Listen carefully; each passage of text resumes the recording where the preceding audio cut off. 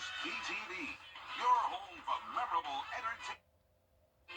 We are tracking Tropical Storm Helene, which is going to bring us some impacts here in the CSRA Thursday and Friday. We have Viper 6 alert days in effect as we track the possibility of heavy rain, flooding, damaging winds, and even tornadoes. I'll have all the details coming up.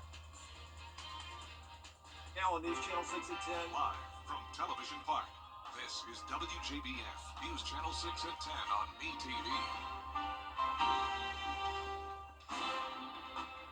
Good evening, everybody. I'm Brad Means. Thanks for joining us. Coverage you can count on begins with a first check of that weather. Jenna, as she mentioned, is keeping her eye on that big storm to see if it brings any impact our way.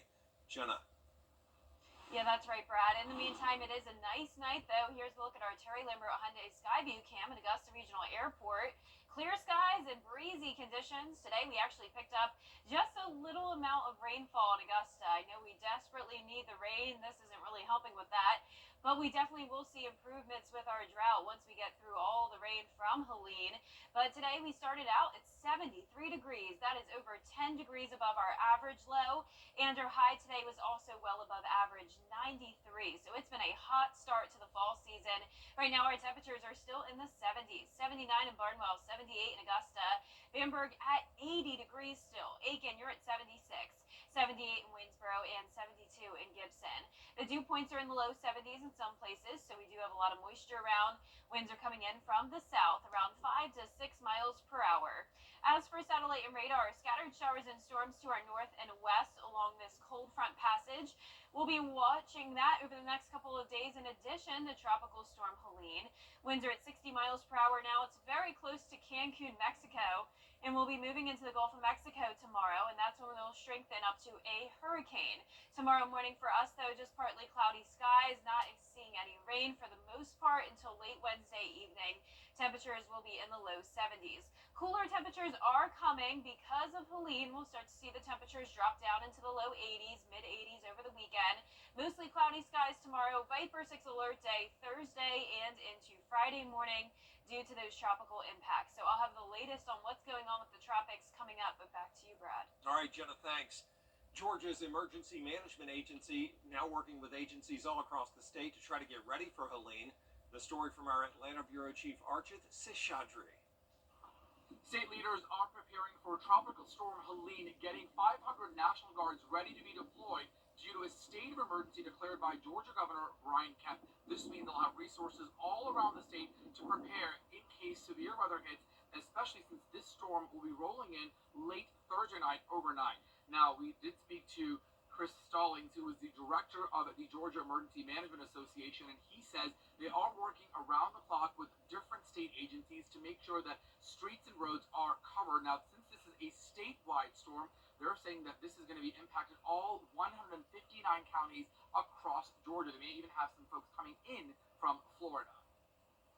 A couple feet of water can wash away an SUV, so we don't want you getting yourself in harm's way. Secondly, when you put yourself in harm's way unnecessarily, we have to send our first responders to respond to you, which they're going to, but unnecessarily. You shouldn't have been in that situation, so do us and our first responders a huge favor by staying out of those conditions until we can at least get out there and assess the situation and get those roads back open. Chris Stallings, the emergency director, says have an emergency kit ready, have food and water supplies, charge your devices, make sure that you have your weather apps and all your alerts on because power could be out and it may take a while before crews can get to you. And they're making sure everyone is well prepared, boarding up your windows and having a plan in case you are impacted by the storm. Of course, we will check in with both GMA as well as Georgia Governor Brian Kemp on any updates throughout the week. But for now, reporting in Atlanta, Archit Seshadri, Atlanta Bureau Chief. With fewer than 50 days until Election Day, Aiken County coverage you can count on continues in Columbia County now, where the school district is giving an update on the 10-year building program. Graham Lee has the story. Schools around Columbia County are getting ready to see some major upgrades, changes that school leaders say are much needed. We really heard from the community back in 2021 when we went out with the strategic plan. We heard from the community the need to go out and refurbish older schools, and so that's what we've already started, and that now leads into where we are today. The district started discussions about the 10-year plan more than 2 years ago, officially starting this past January. Last month, school leaders celebrated the grand opening of Westmont Elementary School, and now the focus is the work that continues at area high schools. Lakeside and Evans High School are also under major renovations, and so what you could anticipate looking at what's happening and the renderings for Evans and Lakeside is basically what's going to happen minus maybe some classroom additions for all of our other high schools. Student safety continues to be a talking point for the school board as well. The school district just finished installing security vestibules in each school countywide, and Flint says they want to do more. With the future SPLOS coming on, we're looking at emergency notification systems as well as door entry access across all schools, among a number of other things. But as we talked to the board tonight, we're looking at doing those over the next year. It's really allowed us to do a lot of the capital infrastructure needs in the building of the new buildings, as well as technology and upgrades with roofs and many of our other infrastructure needs. So taking this out for another 5 years will allow us to continue to do that with the 1-cent sales tax that's been in place. An extension of the 1-cent sales tax will be on the ballot for voters in November. The first of 5 public meetings on the building program starts tomorrow night, and we'll have a full list of times and locations on our website, WJBF.com. In Evans, Graham Lee, WJBF, News Channel 6. Still ahead, a donation to help feed the community. How the Bank of America is teaming up with the Masters Table after the forecast from Jenna. And between the hours of Thursday around 8 o'clock at night through Friday morning, we could have some flooding, damaging wind gusts, and even a few tornadoes possible. I will have the latest on the tropical impacts we'll see coming up. Play the new Lucky Coins game. Now, your most accurate forecast with WJBF Live Fiber 6. Welcome back. Thank you for joining us on this Tuesday evening. It is nice and dry across the CSRA. Here's a look at our Terry Lambert Hyundai Skyview Cam in Aiken. Sitting at 78 degrees. Winds are coming in from the southeast up to around 10 miles per hour. Dew points in the upper 60s. Low 70s to upper 70s across the board. And as for satellite and radar, we're mostly clear here in the CSRA. Clouds and showers and storms to the west of us. Pretty strong line here coming through Alabama. We had several severe thunderstorm warnings earlier in parts of the southeast and even into the Midwest, all due to this cold front passage. We'll be keeping an eye on that, but we're also keeping a very close eye on Tropical Storm Helene. As of 8 o'clock this evening, winds are at 60 miles per hour. There's the Yucatan Peninsula. It's just off the coast of Cancun and between Cuba. It's going to be moving into the Gulf of Mexico, and by tomorrow, it should become a hurricane. Here's the latest cone of uncertainty here. You can see Thursday at 2 p.m. It's expected to reach major hurricane strength. It could be making landfall as a Category 3 hurricane anywhere from the Florida Panhandle down to around Tampa Bay. So it's still a very large cone, and it's a large cone through the state of Georgia as well. Now, it does look like it's pretty certain that this storm will be staying on the east of Augusta and the CSRA, or the west, that is, but that means we are on the east side, which unfortunately is the side you don't want to be on. That's where there's the threat of tornadoes, the very gusty winds, and the torrential rain. And you'll see that in a moment on our futurecast. Tomorrow at 6 a.m., there's the center of the storm moving into the Gulf of Mexico. It gets stronger with all the warm water. Outer rain bands impacting us throughout the day on Thursday, but it really starts to begin Thursday night. It'll make landfall around dinner time Thursday, then quickly moves into Georgia. So that's the good news. This is a fast-moving storm. This is 3 o'clock in the morning on Friday, so a lot of this activity will be overnight. So keep that in mind. You need to make sure you have a way to receive warnings, especially when it comes to tornado warnings. And keep in mind that this definitely may wake you up as well, because it is going to be loud. The rain is going to be coming down heavy. The winds are going to be howling. But let's take a look closer at home. This is our high-resolution futurecast. Wednesday, 8 p.m., our western counties start to get some of the rain. Notice how heavy it's coming down and how widespread to the west of us. So places like Atlanta could see up to 10 inches of rain by the time this is said and done. Luckily, most of the rain will be staying to our west. But Thursday at 6 a.m., light showers begin to take over. Still some heavier downpours in our western counties. By the afternoon, covered with rain on Thursday. Once again, this is just the beginning of it, though. It really isn't until around 8 o'clock on Thursday night where this rain really starts to come down heavy and it becomes windy. There's 2 o'clock in the morning. This is going to be a very gusty line. Now, remember, this can change, but it is looking more and more certain that it'll be very wet and it will be windy. But look how fast it's out of here. Friday at 7 a.m., left with a few stray showers, and we will actually see the sunshine by the afternoon. Now, the winds starting out Thursday morning will be gusting up to around 25 miles per hour. As we go throughout the evening, up to around 45 miles per hour. And then this is the time period where we have to watch. Now, don't worry about these numbers too much. They will be changing, and they definitely could be overdone. But this just goes to show how high those winds could gust on the east side of the storm. So that center of circulation there to the east of Atlanta, and that's where the winds will be lighter. But on the east side, that's where there could be winds up to tropical storm strength. So we're talking 39 to around 73 miles per hour. Rainfall totals up to around 1 inch to even 3 inches by Thursday night. Then we add more rain to that, and by the time it's all said and done, I'm thinking around 3 to 5 inches of rain. And we do have that flood watch in effect for our western counties, risk of tornadoes as well. And there's also a tropical storm watch for Jenkins and Screven counties.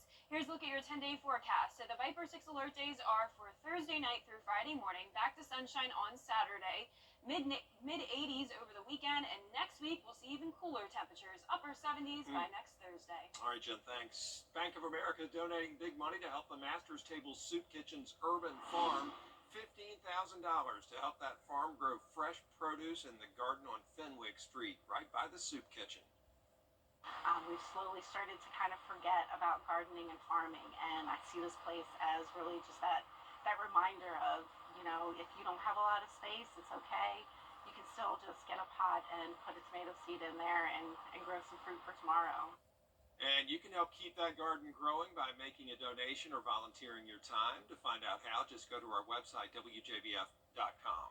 Still ahead, changes on the way for the city of Augusta. Some longtime leaders out of a job as your news continues. Now, an update on a story we told you about last month from Thompson, where it was August when Benji Cranford got indicted for allegedly giving alcohol to inmates on a work detail. It stemmed from an incident in early June when the Thompson Police Department asked the GBI to investigate Cranford. Governor Brian Kemp has now assigned a committee to review the indictment to try to figure out if the mayor needs to be suspended. Count on us to keep you updated on this developing story. Still ahead in sports, a top 5 matchup between the Georgia Bulldogs and the Alabama Crimson Tide. A preview of the big game when we come back. Sponsored by Pinnacle Bank. At WJBF's Television Park Productions, our mission is to provide local businesses with top quality video and digital content at an affordable price. With decades of experience, our award-winning creative team will guide you step by step through the creative process, resulting in a successful marketing message for your brand. Over the years, we've helped hundreds of local businesses expand their voice. Visit WJBF.com/creative to find out how we can do the same for you. Now, WJBF sports coverage you can count on. As Jenna told you, we are preparing for the possibility of bad weather Thursday night into Friday. The threat is already creating big changes in the high school football schedule. 6 football games have officially been moved to Wednesday, including the big Barnwell-Silver Bluff rivalry.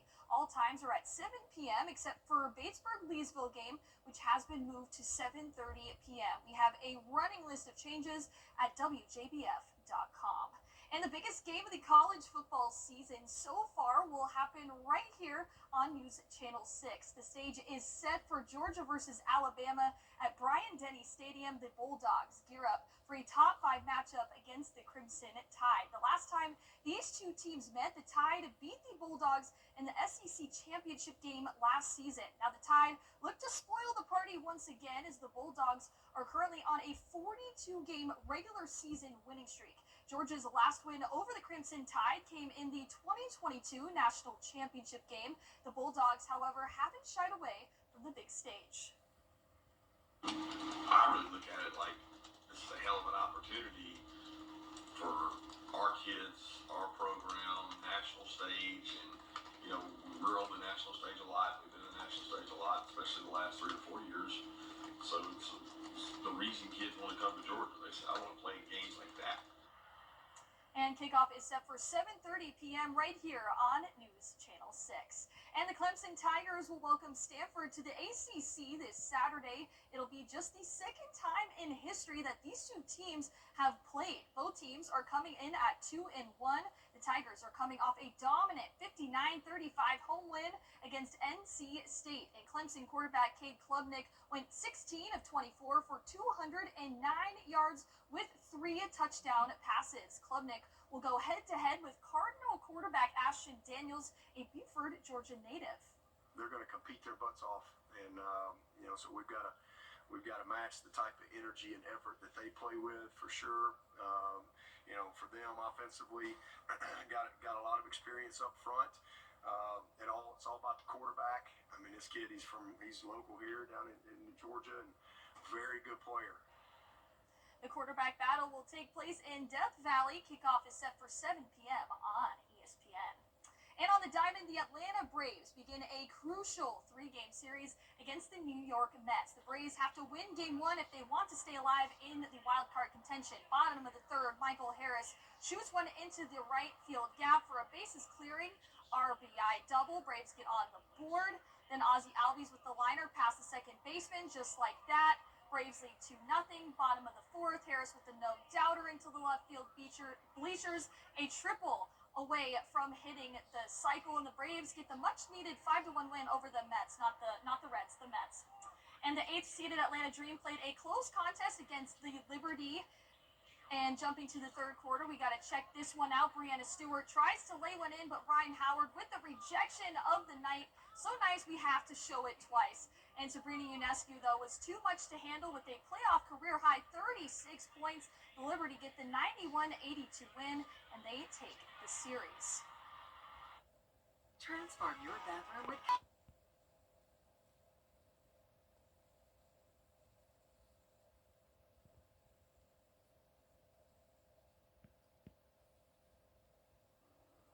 And last but not least, up to Greenville, South Carolina we go to meet an art teacher who works with a program that helps kids learn through The Lion King.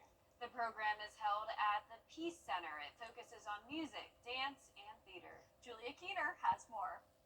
The Peace Center's arts education program is helping students at Green Charter Elementary School learn new cultural traditions through dance, music, and theater. Students at Green Charter Elementary School in Greenville had a lesson in the arts today. While the popular Broadway show The Lion King is in town, several cast and crew members visited with more than 100 students.